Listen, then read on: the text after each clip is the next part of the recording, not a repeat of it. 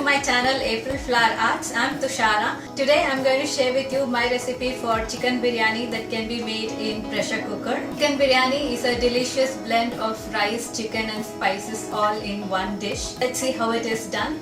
I have taken here 1 kilogram of chicken with bones. I have already marinated the chicken with 1 tablespoon each of salt, turmeric powder, black pepper powder, garam masala powder and 2 tablespoons of yogurt. So I had marinated it overnight. Marination is very important if you want the chicken to be tender and flavorful. The chicken needs at least 3 to 4 hours of marination to get the best results. Now I'm going to tell you the ingredients that we need for the first part of the cooking process. We'll need some whole spices, around 2 to 3 bay leaves, half stick of cinnamon, a teaspoon of cumin seeds, 4 to 5 cloves, 3 cups of roughly chopped onions, 3 tablespoons of oil and a tablespoon of clarified butter or ghee. The first step of the cooking process is to cook the chicken. So let's see how it is done. As I told you, I'll be making the chicken biryani in the pressure cooker. If you do not have a pressure cooker, you can use a thick bottomed pot or vessel. Into the hot pan, I'll add 3 tablespoons of oil, a tablespoon of clarified butter or ghee. After the oil is heated up, keep the heat at medium and drop the whole spices.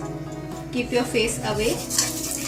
After about 30 seconds, add the chopped onions and a teaspoon of salt. Saute the onions until they are soft. After the onions have softened a little, I'll add the marinated chicken pieces into it. Just gently spread the chicken pieces and I'll just place the lid on top and let the chicken cook under medium to high heat for about 5 minutes. After 5 minutes, just give it a stir. So now you can mix the chicken pieces very well with the onions. And again I'll cover it and let it cook for 5 more minutes. You need not lock the lid. While the chicken is cooking, let's see what are the other ingredients we need. You need a variety of spice powders, 3 cups of rice. Here I'm cooking for a big batch of people. If you don't want such a large quantity, you can just reduce all the ingredients by a third.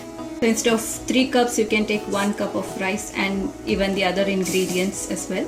Here I have taken Sona Masuri rice. You can take any non-sticky variety of rice such as basmati rice or jasmine rice. And the water you need for cooking is double the amount of rice you have taken. Since I have taken 3 cups of rice, I'll be taking 6 cups of water. I'll just right away put it on the stove and let it boil. By boiling the water beforehand, you'll just reduce the cooking time. And then you need 1.5 cups of tomato puree or chopped tomatoes, half of a lemon or lime. So these are the ingredients you need to grind. Half a cup of grated coconut, 1 whole fig or 10 to 15 cloves of garlic, 2-inch piece of ginger, 8 to 10 dry red chilies. You can also use green chilies. So you can alter the amount according to the spice level. A teaspoon of cumin seeds, half a teaspoon of black pepper, 7 to 8 cloves, cardamom, half a stick of cinnamon, a handful of coriander leaves or cilantro. You can add mint leaves as well, and of course salt to taste. So after 5 more minutes, if you see that there is still juices from the chicken, you can open and cook for some more time till all the juices have evaporated. So while the chicken is cooking, I'll blend all these ingredients into a fine paste with little water. After about 7 to 10 minutes, the chicken has almost dried up and it is almost 75% cooked. So now I'll be adding the spice powders. 1.5 teaspoon of turmeric powder, 3 tablespoons of coriander powder, a tablespoon of Kashmiri red chili powder, a tablespoon of garam masala powder, and mix all the spices really well with the chicken. After about 30 seconds, I'll add the blended masala ingredients and mix it in really well.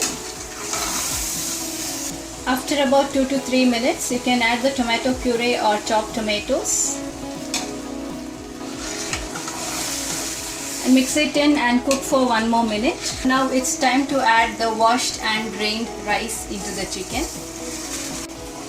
So at this point, while mixing, be very gentle so as to not to break the rice grains. Gently fold it in.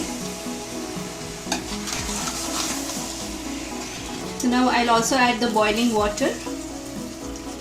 At this point you can just taste the water and add as much salt as you prefer.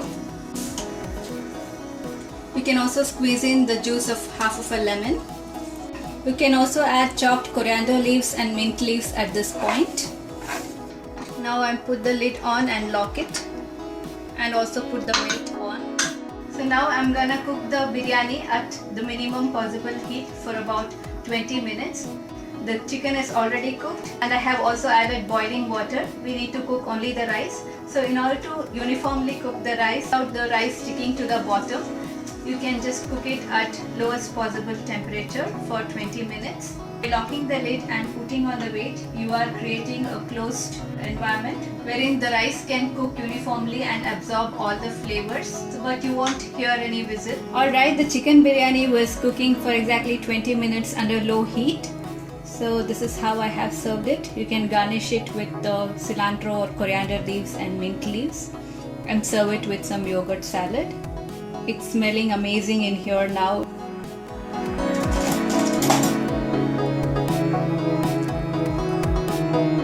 The chicken pieces have completely soaked up all the flavor and they're really very tender. And the rice also tastes awesome.